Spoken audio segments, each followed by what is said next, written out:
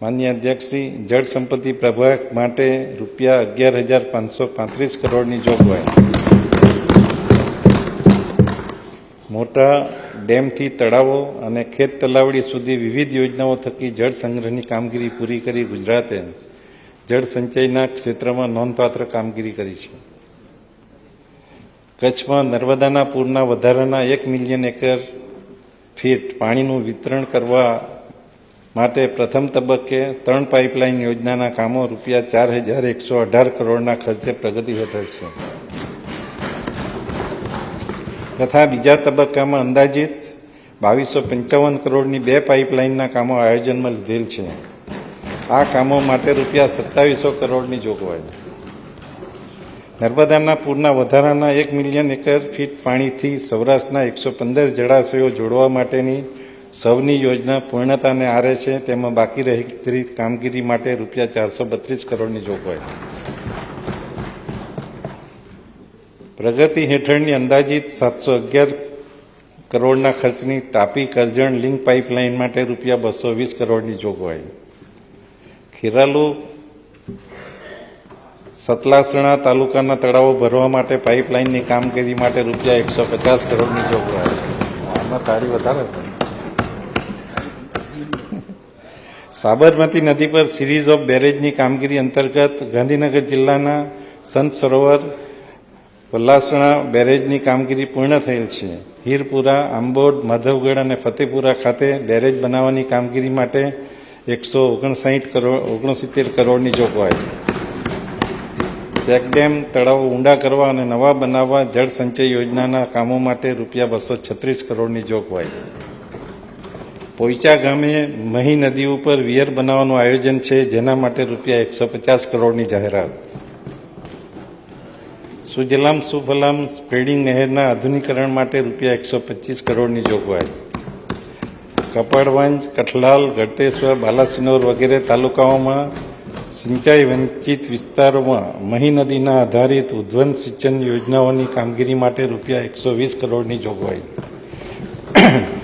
પ્રગતિ હેઠળની અંદાજિત 110 કરોડના ખર્ચની નવસારી જિલ્લામાં વિરાવળ કસ્બા પર ખાતે પૂર્ણ ટાઇડલ રેગ્યુલેટર યોજના માટે રૂપિયા 46 કરોડની જોગવાઈ. પ્રગતિ હેઠળની અંદાજિત રૂપિયા 250 કરોડના ખર્ચની નવસારી જિલ્લા ગણદેવી તાલુકામાં વાઘરેજ ટાઇડલ રેગ્યુલેટર યોજના માટે રૂપિયા 45 કરોડની જોગવાઈ. કચ્છમાં મોટા ચેકડેમો, તળાવો વગેરેમાં જળ સંગ્રહના કામો માટે રૂપિયા 45 કરોડની જોગવાઈ. ભાડભૂત યોજના. માનનીય અધ્યક્ષશ્રી, ભરૂચ જિલ્લાના ભાડભૂત ગામ પાસે નર્મદા નદી પર બેરેજ બનાવવાનું કાર્ય પ્રગતિ હેઠળ છે, જેના માટે રૂપિયા 1,167 કરોડની જોગવાઈ. સરદાર સરોવર યોજના. ગુજરાતની સમૃદ્ધિમાં નર્મદા યોજનાનું યોગદાન અમૂલ્ય છે. આ યોજના થકી સિંચાઈ, જળ વિદ્યુત ઉત્પાદન, પીવાના પાણી અને ઔદ્યોગિક વપરાશના પાણીની વ્યવસ્થા માટે કરવામાં આવે છે, જેથી રાજ્યમાં આર્થિક, સામાજિક અને શૈક્ષણિક અને આરોગ્ય સંબંધી સૂચકાંકોમાં હકારાત્મક પરિવર્તન આવેલ છે. આ યોજના માટે રૂપિયા 4,798 કરોડની જોગવાઈ. કચ્છ અને સૌરાષ્ટ્ર શાખા નહેરના પમ્પિંગ સ્ટેશનના વિસ્તરણ, જાળવણી અને સંચાલન માટે રૂપિયા 765 કરોડની જોગવાઈ. અમદાવાદ જિલ્લાના નળકાંઠાના વિસ્તારમાં સિંચાઈ સુવિધા સુદૃઢ કરવા રૂપિયા 300 કરોડની જોગવાઈ. માનનીય અધ્યક્ષશ્રી, પાણી પુરવઠા પ્રભાગ માટે રૂપિયા 6,242 કરોડની જોગવાઈ. રાજ્યના અંતરિયાળ વિસ્તારથી માંડી શહેરી વિસ્તારોની જળ સુરક્ષા માટે નિયમિત ધોરણે પૂરતા પ્રમાણમાં પાણી ઉપલબ્ધ કરાવવા શરૂ કરેલ વોટર ગ્રીડના સારા પરિણામો મળ્યા છે. આજે વોટર ગ્રીડના કારણે મહિલાઓને દૂરથી પાણી લાવવાની પડોજણમાંથી મુક્તિ મળી છે. સૌરાષ્ટ્ર વિસ્તારમાં પીવાના પાણીની માળખાને સુદૃઢ કરવા અને કેનાલ ઉપરની નિર્ભરતા ઓછી કરવા માટે ઢાંકીથી માળિયા સુધી બીજી સમાંતર પાઇપલાઇન રૂપિયા 1200 કરોડના ખર્ચે નાખવાની હાથ ધરવાની હું જાહેરાત કરું છું. નહેરના બદલે પાઇપલાઇનથી પાણી આવશે.